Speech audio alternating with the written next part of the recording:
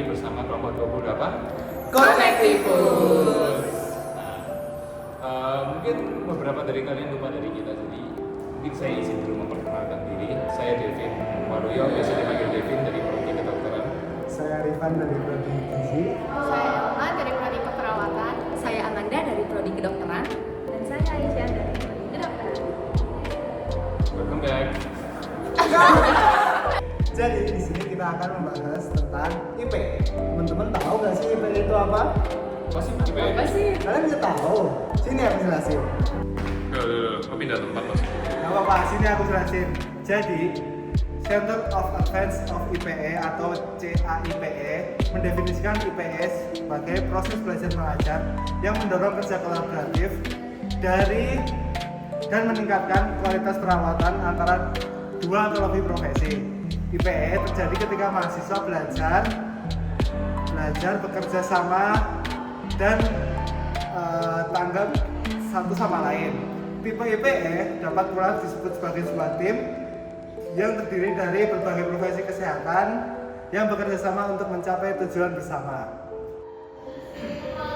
Menurut Interprofessional Education for Collaborative Patient-Centered Practice menjelaskan IPE sebagai pembelajaran kolaboratif yang meningkatkan nilai kolaborasi dan berfungsi untuk menerapkan 3 nilai IPE, Yaitu yang pertama, mensosialisasikan profesional perawatan kesehatan untuk bekerja sama. Yang kedua, mengembangkan saling pengertian dan menghargai berbagai disiplin ilmu. Dan yang terakhir, menanamkan kompetensi praktik kolaboratif. Kalian dari mana? Tahu nanti habis ngejelasin IPE sama orang ya gitu lah, gak usah ditanya. Ngomong-ngomong, kita pergi mana? Kalian ngerti nggak? Ternyata 5 itu juga nilai dari IPE loh. Kalian ngerti nggak? ngerti, tapi cuma satu sih. Ya, satu. Aku juga. Gimana kalau misal kita jelasin satu-satu nilai IPE? Boleh. Boleh, setuju. Setuju. Pertama adalah kolaborasi dan kerjasama, di mana kita harus mendengarkan setiap pendapat dari semua anggota tim dan juga kita harus bekerja sama untuk tujuan yang sama di satu tim. Lalu yang kedua itu apa ya? Poin kedua adalah komunikasi terbuka. Komunikasi terbuka dapat diwujudkan dalam 2 cara. Yang pertama, transparansi dalam menyampaikan informasi dan ide. Yang kedua adalah melakukan komunikasi 2 arah yang efektif. Lalu, kira-kira yang ketiga apa ya? Yang ketiga, rasa hormat dan toleransi, yaitu menghargai perbedaan pendapat dan latar belakang serta menunjukkan rasa hormat antara satu sama lain. Kira-kira nomor 4 apa ya? Yang keempat adalah kesetaraan dan inklusivitas. Setiap anggota tim dianggap setara dan diperhitungkan kontribusinya. Hal ini akan dapat mendorong partisipasi aktif dari setiap anggota. Terus yang terakhir apa ya?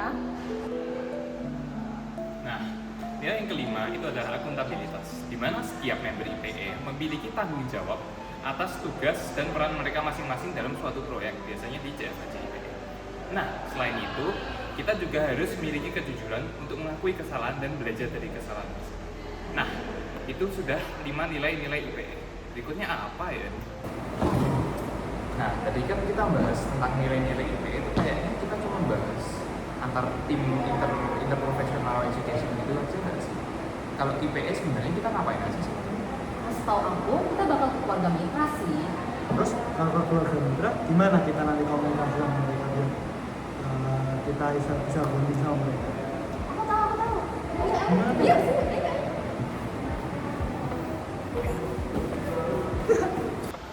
Yang pertama, pahami kebutuhan dan kondisi keluarga.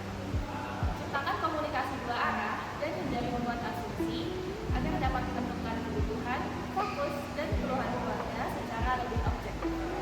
Untuk lebih lengkapnya bisa dibaca di sini ya.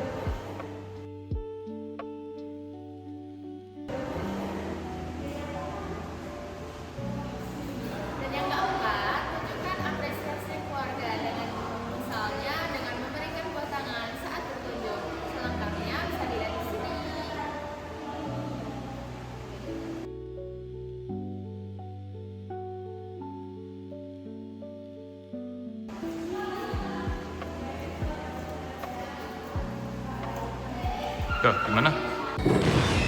Nah, jadi gitu guys cara-cara kita memperbaiki diri dalam keluarga kita. Oh, kayak gitu. Tapi aku mau nanya dong, kan kita beda-beda nih ya jurusannya ya. Gimana sih cara kita bisa berkontribusi sesuai dengan jurusan kita masing-masing?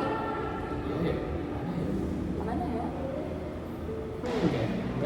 Sebagai mahasiswa kedokteran, kita memiliki tugas untuk fokus pada medis dan juga diagnosis dari keluarga mitra itu. Selain itu kita juga harus berdiskusi dengan anggota kelompok lain supaya bisa menentukan treatment yang holistik kepada anggota keluarga mitra tersebut. Dan sebagai mahasiswa gizi, kita melakukan perencanaan diet dan edukasi nutrisi bagi keluarga mitra. Yang kedua, kita melakukan dukungan nutrisi khusus untuk kondisi medis tertentu keluarga mitra tersebut. Sebagai mahasiswa keperawatan, kami berperan dalam perawatan pasien sehari-hari dan juga memberikan edukasi serta dukungan. Terakhir adalah bagian kesimpulan. Kesimpulannya bisa dilihat di atas sini.